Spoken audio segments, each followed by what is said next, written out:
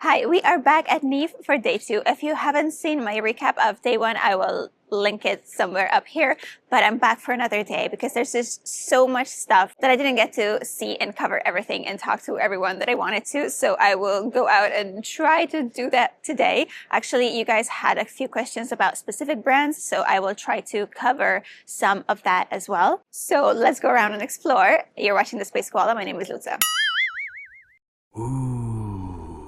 I am here at DayStar Filters. They're the company that produced the very well-known solar telescopes, as well as everyone's favorite H-alpha eyepiece adapter, which is the Quark. So they have one version of the Quark that it's not new. It's called the Combo, and that is called the Combo because unlike the regular version of the Quark, it doesn't have a built-in Barlow lens. So the regular version has like a 4.3 times Barlow in it. The Combo doesn't. So what they did is that they came out with a series of focal reducers and Barlow lenses for the Combo, and funnily enough, they call it the Combo Combo. The reason behind it is because the idea of buying a combo is that since it doesn't have a Barlow within, you could use it at different focal lengths and different magnifications, combining it with different Barlows and reducers. The issue is that in order for H-alpha at this extremely narrow bandwidth to work well, you need your Barlow lenses to be completely telecentric, and on the market that is just not anything that is telecentric enough. So since they know how to do that, they came out with a series of adapters right now. So what I'm holding in my hand is the 2.8 telecentric Barlow and the 4.3 telecentric Barlow. This is the one that comes with the regular Quark, right? But what you can do, which wasn't a possibility before, we have one of these pieces, and essentially this goes right in here. So you have this combo piece that not only contains a built-in focal reducer of 0.33x, so you're making it much, much brighter for the image, but also it has the tilt adapter included.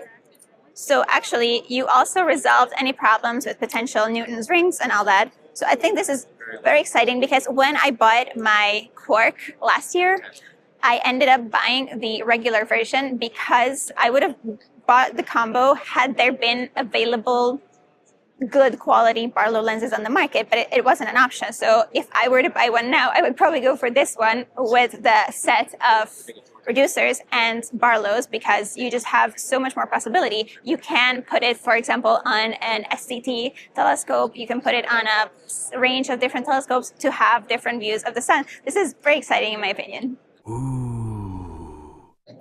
I'm here at PlaneWave Instruments with Rick, the president of the company, and he has kindly agreed to show us some of the new stuff, some of the many cool things that they're introducing today. So can you maybe walk us through what are all these new products that you have brought here today? Some of the new things that we've done is, we sell a lot of telescopes to amateurs, to universities, to commercial, and one of the hurdles is what are you going to put your telescope in?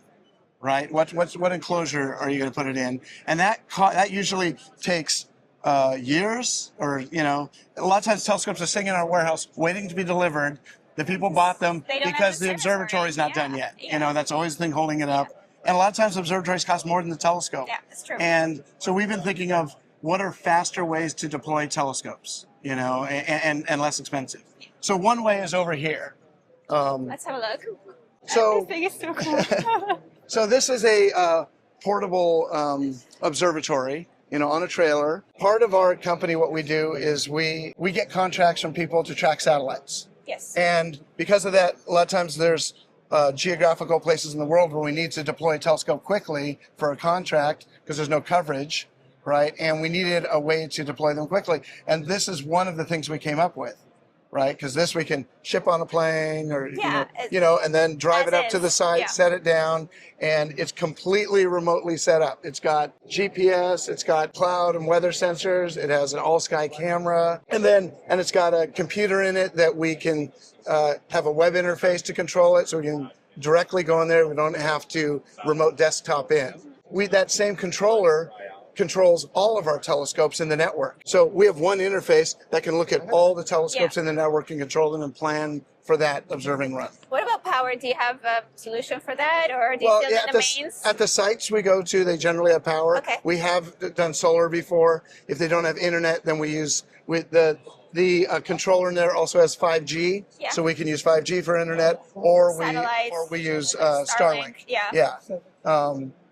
And so it's completely autonomous, remote, and portable. Another thing we developed was something called the weatherized telescope. I've seen that. That's so cool. Yeah, it's the coolest thing.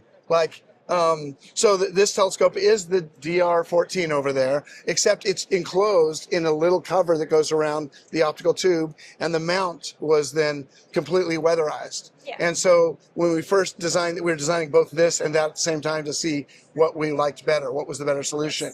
It turns out they're both good for different things. But the weatherized, what we had sitting out in rain, sleet, snow, and every clear night, it's up and running. As we started doing this and deployed them, we're like, oh my God, this is like the greatest thing for... Some people can't build. You don't have a permit. For this market here, you don't need permits. You don't need a concrete slab. I mean, you can set the thing down, in gravel, on a dirt, you can also in move grass. It if you really want to. You can move it to a site. And really all you do is you take it off the truck, set it down, take the crate off. It's already on its own pier, and plug it in, and the thing is ready to go. So it's like a turnkey thing. Everything is included. Yeah, in fact, it even wakes itself up. It goes up, figures out its focus. It does a mount model to align itself. It does and finds... Disperses the clouds. We'll get to that someday. We'll get to disperse the clouds, right? So really, one of the things we're really working on is deploying telescopes easily. And the other thing is automating so people can run their own networks. Yes. So if you have multiple telescopes on our Sky network, which is our network that's controlling all these, you can control multiple telescopes yourself. Get them to work together, get them to image together, get them to do separate projects. So anyways, these are some of the things we're working on. Cool. So, I mean, your coworkers told me that this one is not really available yet to purchase. Yeah, this will be available mid-year. Yeah. Mid-year. We've deployed several of them, but they're all for our own while we're working out any bugs, make sure there's no leaks. I think that's a good thing. But on the other hand, the weatherized solution, that's, as far as I understood, it's already available for purchase, isn't it? Or pre-order or something? Yeah, you can pre-order. Again, I would say we'll start shipping those about mid-year. Okay, and that's available in multiple sizes? Right now it's only in the Delta Rho 14.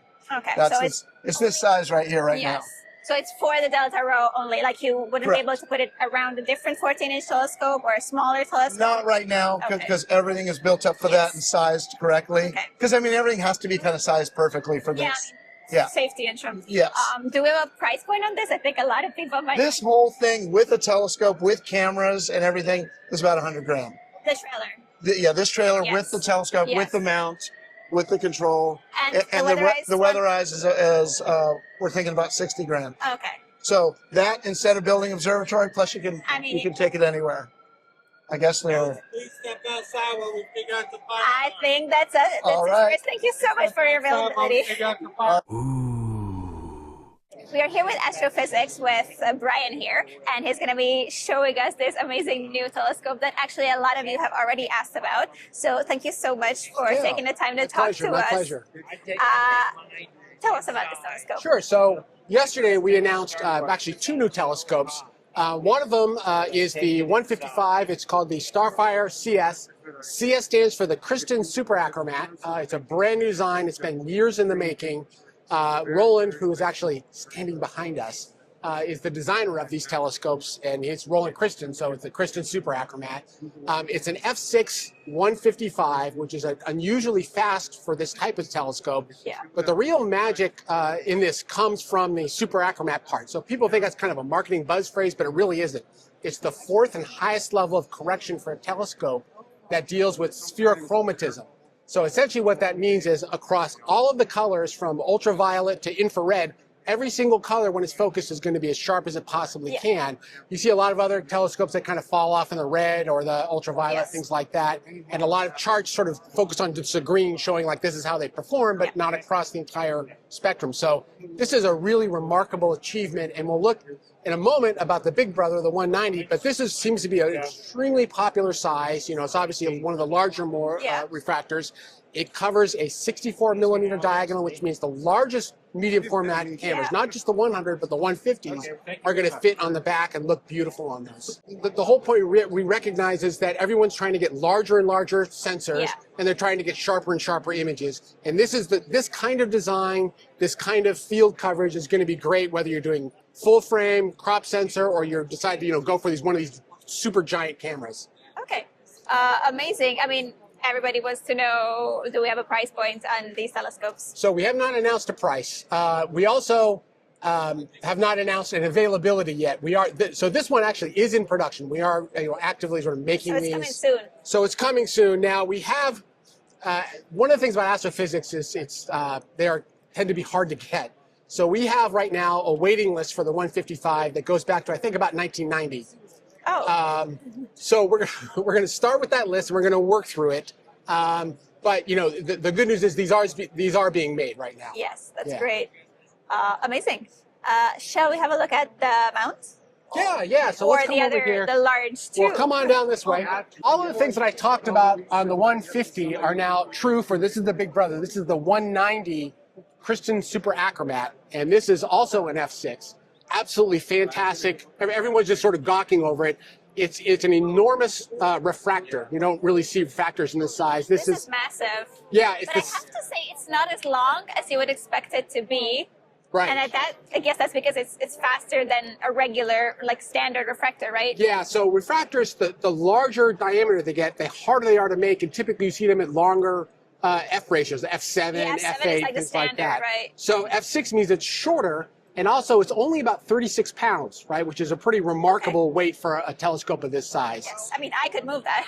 Yeah, we could actually sort of pick it up and put it in there, but all the things I talked about on the 155, the large 64 millimeter image circle, the spherochromatism, the superachromat design, all those things are all true for the 190. So this is one that people are really coming. They just can't believe that Astro-Physics has produced a refractor of this size. It's the second largest one we've ever produced. Yeah. I'm sure there's a lot of interest also in this large model. We don't have a price on this one, obviously, either. No, we don't. But this one is... and availability on this one? So this one is not in production yet. We're trying to decide what to do with it. Now, the good news is a lot of people have expressed a lot of interest in it. You don't see refractors at this size at any F ratio, let alone F6, let alone as a superachromat. So it's a remarkable achievement, and people who know what this is, they all want it, and it seems like they're not too sensitive about pricing. Now, Astrophysics has a history of trying to charge a reasonable price because our goal is to get them into people's hands, not maximize profit. So we are working through what that means right now for this particular telescope. Yes.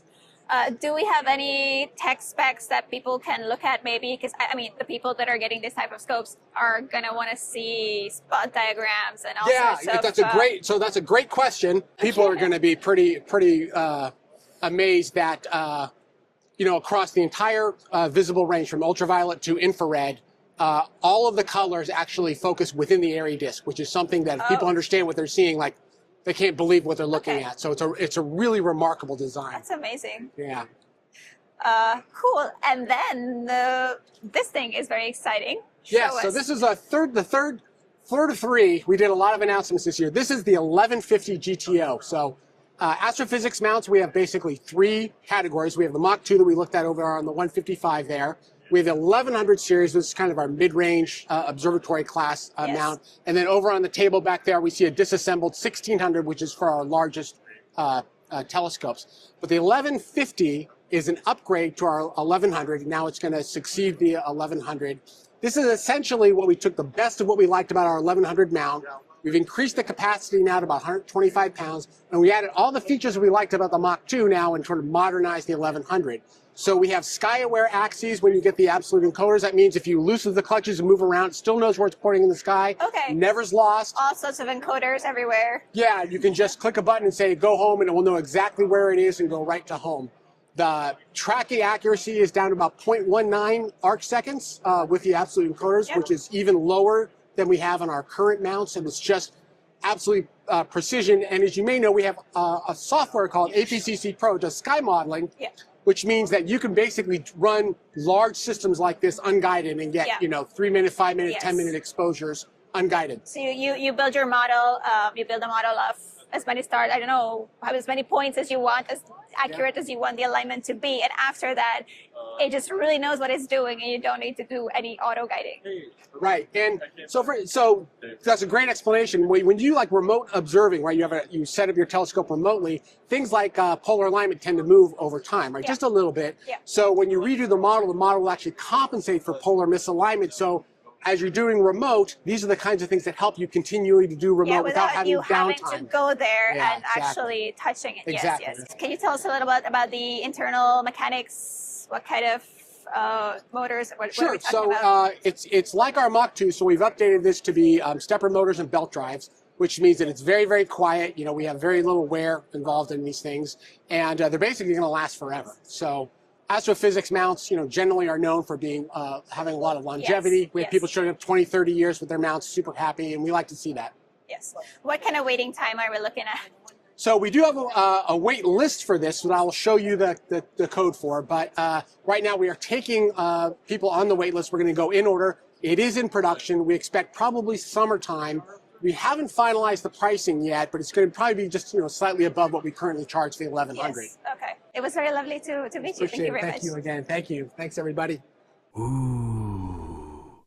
We are here at the booth of QHY CCD, who have been coming out with a number of very interesting products on the channel. We have covered the Minicam not so long ago. And actually, a while ago, they announced that they would do the Quarks, which would be like a completely open, similar to the ASI Air system, but you could use it with any camera. And here we have with us Chu, or Q, from the QHY. He's the man behind the name, and he will be showing us that now they finally have not just the digital version of the new control system, but they have the actual box with all the controls. Thank you so much for taking the time. Tell us how it works and what we can do with it. It can collect mount, main camera, and other camera, and focus to control everything. It has a scan map. This is also an open source scan map, and this is the main camera capture interface. You can set the exposure time and capture, and also the stretch, custom stretch. Are you connected right now? Yes. Okay, so maybe we can demonstrate. I mean, the only thing we can show is that the mount moves. Okay. I can, for example, I can control it here. Okay. This is mount control. So it works with every mount with Indy, or? Yes, all the this assembly goes through Indy. So normally speaking, any hardware support Indy, this can collect. So if a new mount comes out that supports Indy, it will automatically work, and you don't have to upgrade your system for it. Normally we will update in a period for the new Indy driver. But people can also install directly or change the Indy drivers. Okay. Yes. I mean, because it's completely open, so you can modify it. If you are programmatically inclined, you can modify your own system. You can change it. Maybe some people remove all the drivers that they don't need, so that it's easier to set up. Maybe. Yes, everything is for them, and the people can add their own functions if they have interest in. The important is it is open source. Yes. So everything can be imagined. Yes. And your own cameras, the QHY cameras, are they still running over Indy, or do you use your own drivers for that? Currently, we also go through Indy. Okay. Yeah. Okay. And here is and it also uses PhD tool inside. Yes. To do auto guiding. Yeah. This is a auto guiding interface. So it is 4 functions, I think. And also we give the planner. You have the plan. Yeah, You showed it to us earlier. You have the plan, the polar alignment. In the future, you plan to have support for the master natively, which will be very convenient because today people need computers for it. Yes. That's amazing. And as for the box, which is the new product today, of course, it has the standard things from a Raspberry Pi, the 4 USB hubs, and then the Ethernet. And then what do you have in top? You have the extra power support. Yes, this is two outputs and can control by software.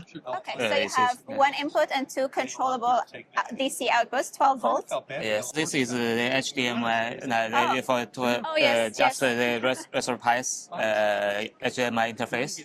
USB 3, there is two USB 3 and two USB 2. Yes, just use the standard Raspberry Pi, right? Yeah, just the Raspberry Which Pi. version of the Raspberry Pi is it running on, the 4 or the 5? Both support it. But this hardware is the box, the hardware that you sell. Currently, it is Raspberry 4. So if somebody doesn't want to wait for the box, the image has been available for a long time. You put it on one of these micro SD cards and you put it on a regular Raspberry Pi, right? Yes. And if you want to modify the software later, you can do the same thing even if you buy the box. Yes. Okay. Is this already available to buy the box? I think in this summer because we need still need some time to fix some bugs in the systems. Yeah. Okay. And how much do you expect it's going to cost?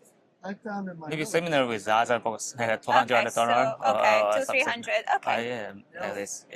That is amazing, exciting for everybody that doesn't want to use the CWO system because you have more choice essentially of gear. Thank you very much. It's very helpful. Thank you. Thank you very much. Speaking of the minicam, one thing that I just found out is that within this summer, they're coming out with an OAG, so an off-axis guider that will work with the minicam. And that was the one thing that I really wish it had at the time because I'm very used to using off-axis guiders, but it was not compatible with any of the ones that I have. So you had to use an external guide scope. I think that this will be a very interesting option for those of us that are really into the whole off-axis guiding. We are here at Cytron, Japan. They have introduced a few things that are quite interesting. Among others, they have a new refracting telescope. Now, when you look at it like this, maybe it doesn't look like anything special, but the one thing that really totally sets them aside is when you have a look at the spot diagram. If this is the actual results of the spot diagram that you get on every single piece, that is actually truly remarkable. So as far as they have told me, this is a 75mm model. It is a native f5. It's a sextuplet. And at the back, we have a completely fully corrected image up to 44mm. So that should be a full frame camera, and they have showed some example photos here that were taken with a color full frame camera, and in fact the stars look really, really nice. Of course, I haven't seen the raw images, but the images shown here are very convincing. We do not know the specific price yet, but it is expected that they will cost approximately 5,000 USD when it comes out. They will come out in the next month, and what it is sitting on top of is this mount, which is also one that we haven't seen before, and they are still the producers of this mount. So it is all made in Japan. It is their version of a harmonic mount. So in terms of specs, it is quite similar to some of the existing models on the market. For example, the WD-20 or the Pegasus Astro. So it is using essentially the same sort of motor on the inside, but the main selling point is that it is made in Japan. It is supposed to be up to a very high quality. I've never had the chance to try it from the outside. It looks very, very nice. So I think that maybe when it gets a little bit more out there and a few people get to provide feedback, we will know more about it. Once again, it is not out yet, but we expect the price to be about 3,000 USD. I was just shown another brand new Japanese refractor, and the reason I'm holding it in my hand like this because I can't believe how light it is. Like, it is 3 kilograms, so just under 7 pounds. It is ridiculously light. It is a doublet, so I would not recommend it maybe for imaging. And I have been told that they're working on a final version that would be more adapt also for imaging with additional pieces of glass in the back. By all means, it is very impressive because I've never held a telescope that was this light. It is very exciting. It is all in carbon fiber and it is quite modular. So actually this is made by Borg. I think we're all familiar with the quality that Borg represents, but it is made in a modular fashion. So actually you can choose which kind of focuser you want to mount, and then you can say that you want this too, but you are preferring the Esatto focuser by Prima Luce, or you can choose whatever focuser you want, and it's all compatible with everything, so you can essentially build your own telescope. I think it will be very exciting once they're ready for it, and of course they haven't announced a price yet because it's just not a ready product. We are here at the booth of Prima Luce Lab, and I'm here with Filippo. And he has kindly agreed to tell us about their new products for this year. So what are you introducing? Yeah, we have a lot of new products here that we are introducing for the NEAF. First of all, the new Eagle that we just launched a couple of months ago. Yes. We have here the new Eagle 6. The new Eagle 6 is, well, first of all, the Eagle, you know the Eagle. So it is a Windows computer, but with extra plugs that you can control, that you have a basic Wi-Fi that starts up immediately, so you can connect to it. You don't have to connect an external screen and all that stuff. And then it also has, like, depending on the version that you buy, like extra sensors. Actually, the whole thing was built for the telescope, right? Yeah, of course, it's specifically designed for telescopes. So this year, not only we upgraded the processors, we added more memory, more space, it's faster. Of course, this is always useful. Yes. We added Wi-Fi 6E, so the Wi-Fi range is even better. But we developed two specific features that are related to remote control. These are the observatory actions. So the observatory actions are two specific ports, control in and control out ports, that allows you to connect to the Eagle external devices, like weather station, security system, that may trigger specific action for any type of possible application, like turn off my telescope when it starts raining. So you can do all sorts of automation. Yeah. Do these work with third-party weather stations and tools, or is it more designed for the Prima Luce products? No, absolutely. You just need the right contact. So it works with any type of external sensor that is provided with a dry contact. And this is the observatory actions. And the other feature is the lights out management. So you can remotely check if the computer is fine, which are all the data from the sensor, whatever. And we integrated this technology into the Eagle. So you can use it to remotely turn on without having to go there and press the power on button first. And then you can also have all the access to all the data that you have on the Eagle Manager interface. Yes. You have it also on a web page that is independent from the operating system. Okay. We have actually seen one of their new products already, which we covered in the video yesterday. If you haven't seen that, I will link that part up here somewhere. But essentially, you guys came out with the flat panel for the Origin, right? Of course, there you have it. There you have it. So this is... We had a chance to have a look at this yesterday at the Celestron stand, so that was very interesting. First of all, it's fun, and I'm so happy because it's the first product that we co-designed with Celestron. Yeah, it's a real collaboration this time. Yeah, it was wonderful for me personally because I'm a Celestron user by 30 years. Half of your website is like stuff custom made for Celestron, right? I could tell that you're probably a fan. Yeah, I am a fan. I am really a user. I mean, I own different Edge telescopes. In our observatory, we use an Edge 14 and a Raso 11 in parallel.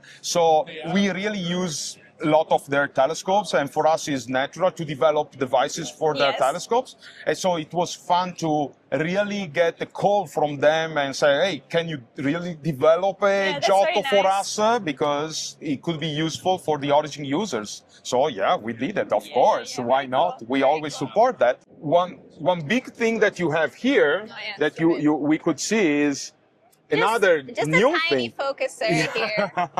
Yeah, I take it. It's I'm just very gonna put this on my red cat, you know. Yeah.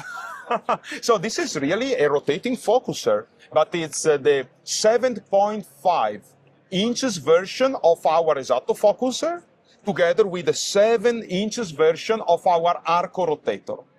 We developed that for a space related Yes, institute. it's probably not for astrophotographers. No, really. It's hard to find such a big camera to fit on that. But really, they were searching for a solution that was not available. So we custom made that, and we did. Well, we essentially we make one more for us to show. Yeah, It was very fun. cool. Very cool. Yeah. Thank you so much for showing us all the cool stuff. You're welcome. Enjoy your trip back home. Thank you very much. I will. We are here at the booth of Skywatcher right now, and I'm here with Kevin, a senior product specialist. Thank you so much for your availability. Kevin has kindly agreed to walk us through all the new products that they're introducing today. So, Kevin, thank you again. What can we see here? What are your main new products this year? Yeah, so we're pretty excited to finally step into the hydrogen alpha solar with our Heliostar 76. Oh, yeah. These are a 76 millimeter dedicated hydrogen alpha solar telescope. So these are great for observing the sun safely. You can see the prominences, all the detail in the sun, sunspots, all that fun stuff. Yeah. And most solar telescopes need 2 etalons to obtain that very narrow 0.5 angstrom The band. double stack, famous double stack telescopes, Yeah. yes. So that adds expense and complexity to the system. Works amazing. We've streamlined it by being able to pull that same performance with 1 etalon. So right out of the box, you're ready to go, and you get that really intense, defined view of the sun. Again, 76 millimeter, 630 millimeter focal length, so it's a very usable. It's great for like a 174 sensor or 432, as long as they're monochrome. If you're doing color, you're just kind of throwing data away. Yeah. So it comes with an arrangement of accessories. So it comes with a Vixen-style dovetail plate, mounting rings, a handle, a little solar finder on top. Has a As I see it here, essentially, this is a kit. And then we do have the 11.5 millimeter blocking filter. So it's actually designed for imaging right out of the box. You don't have to worry about blocking filter sizes. At 11.5 with this focal length, do you get a full disc? Easily, yeah, and then plenty of space. Okay. So something like this, you would need about probably minimum of about 8 millimeters for the blocking filter. Okay. This one's 11.5, so you've got plenty of room. Yeah. They are T-threaded. You can actually thread off the 1.25" adapter. They do have a T-thread for your cameras. Yes. A little 20 millimeter eyepiece with a 70-degree field of view. And then these are fun little things, the little solar shades that actually come with it. So you can actually see something in the eyepiece, Exactly. Yeah. So it just clips on. Yeah. And this comes all in the travel case, so it's all nice and clean and paired and ready to go. And then our tuner is right in the middle, and it's just... What kind of tuning is it? It's a physical compression. Okay. It's very precise, and it's very easy to get it right where you need to be. So that's the 76 millimeter model, and it's a dual speed focuser as well. Yes. While we're free, if you want to come back here, something that no one has seen just yet. This is the 100 millimeter Heliostar prototype. Oh, wow. This will probably, hopefully, be out at the end of the year. We'll see. And it has a 19 millimeter blocking filter inside of it. So it sits back here. This will be a very high resolution, high level solar scope, but it's still under development. So what you see here will likely change to the production units. We'll see hopefully at the end of 2025, maybe into 2026. Do you think there will be further sizes coming out? I'd like to see them, but right now we're just trying to get the 76s out the door. I'd love to do something smaller, but I have to see what the engineering team is actually going to unveil. So right now, these are the only 2 that I'm aware of. Do we have a price point on them? I suppose maybe not on this one yet. Yeah, so US price as of right now, depending on economics as well, you're looking about $3,000 US for the tube, which is quite competitive for its performance. I would guesstimate the 100 would be around $5,000 US. I think that would be a pretty solid price, but again, that would be cheaper than the alternatives if it is truly on par with double stack performance. Yes, and this one actually is. I've been testing this one. It outperforms others that I've had. Okay, and I think you have some other exciting products. So can we have a look at the FAST telescope? Yeah, so many of you specifically outside the US are probably familiar with the HAC, the Honder's Advanced Camera or catadioptric. They label it both ways. Quiv did a video on this about a year ago. We had tested it about 3 years prior during COVID. I was able to test this thing. We did give some feedback. We were a little unsure of what it was designed for. And there were some criterias that we felt needed to be changed for usability in the market. And we were a bit surprised to actually see it come to life with those. Now, we decided not to sell it here in the US because it was a difficult telescope to use and a little bit of a headache. And can you give us some examples of what are the problems that have been changed or resolved? So that's a very good question as well. So it used the helical focuser in the front. You were convenient, huh? Yeah, let me pop this out real quick. So the original model used the helical focuser in the front. What was difficult though is the one I had at least. The dew shield was threaded, so you had to focus, put your camera on, and then thread the dew shield on after that. Commitment to change focus. It was a lot of work. And because of the helical focuser moving the camera's position, you were only limited to use the little tiny 1.25" guide style cameras. It was just difficult to use. It wasn't a fun user experience. It was a really fun telescope to use once it was ready to go. It just point and shoot. It's this cute little portable thing. Tiny. It needed some changes. And after NEAF last year, a few months had gone by, they had notified us that a new model was being developed that had the improvements that we had requested. And thus was born the HAC 125DX. So this is where you focus now. You move the primary mirror like in an SCT. It sits on like I believe it's a rail system in there. On the sides? Ported inside because it is a Mangan mirror. So there's a lens in the front, light goes through. It goes all the way through the primary, hits the reflection in the back, and then is refracted back through the same piece of glass, goes through the middle of that front lens again, and through flatteners, and then to the camera. But then that mirror is also a lens, right? Yeah. I mean, it is a curved piece of glass, so it has to like refract it to some degree. Yeah, we jokingly internally call it a refractor, which we're going to make that a true design. But that's basically what it's doing. It's almost like a triplet because it goes through one lens, through again, and then back through the same piece of glass. That refraction is part of the whole calculation. It has to work together. But in that, you're correcting like coma and all kinds of interesting things. There's a lot of very intriguing designs you can scale that to. Maybe not like this, but maybe if you did like a Honder's Newtonian style. It has a 16mm image circle. Okay. So it's fully illuminated and corrected. Yes. Yeah. So it'll easily handle the popular little new 585s that are out. A 533 would be amazing on this. It's not clearly designed for the 2600s and the big chips. It would actually cover most of the aperture with the camera bodies. So what's this diameter that you can kind of cover without losing more aperture? I'd have to measure it. I haven't taken a caliper to it. It looks about 50mm roughly. I have tested it with a 585 cooled camera. And while it does obstruct it a little bit more, you're still running at like f2.5. Okay. But yeah, those would be about the biggest I would go is like 533, 585 cooled. Now it is 250mm, so you get a 2.5 by 1.4 degree field of view with a 585. Yes. So it's a pretty nice little field. Yeah. But it's been a really fun little telescope to work with. Honestly, a project I want to do is get 4 of them and do LRGB on the same target and see what it'll do. And it will still be relatively small. I mean, this thing is tiny. Yeah, it's 15.7 inches long and it only weighs 8.4 pounds. So basically, you have an airline carry-on portable. It's in your carry-on, exactly. Yeah, it's a little portable astrograph. This is coming about May here in the U.S., May, June in the U.S. So. Do you know what price we're looking at? $1,000.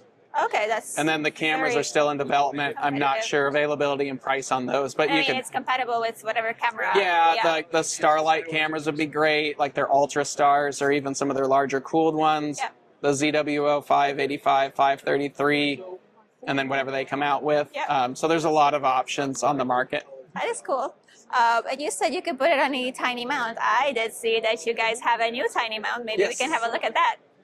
Let's go around. So this is our new EQAL55i. AL means all latitudes, which is probably why the counterweight bar is in this really weird position. Yeah. There's actually 2 mounting positions for the counterweight bar. This is the lower latitude, and then there's a standard position underneath you can choose depending on where you are. Yeah.